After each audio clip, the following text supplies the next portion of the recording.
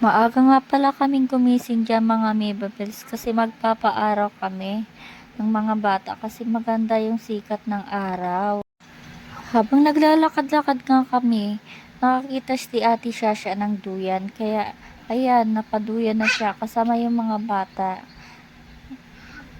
Maganda nga pala yung view dyan mga Mima Bells kasi may mga cottage na siya, mga pwesto ng mga kung gusto mong maligo dyan. Kaso nga lang may entrance siya mga Mima Bells.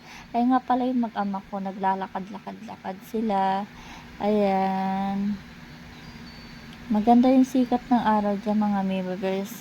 Kaya nga pala yung panganay ko, tapos na siyang magduyan. Lalakad-lakad ulit kami.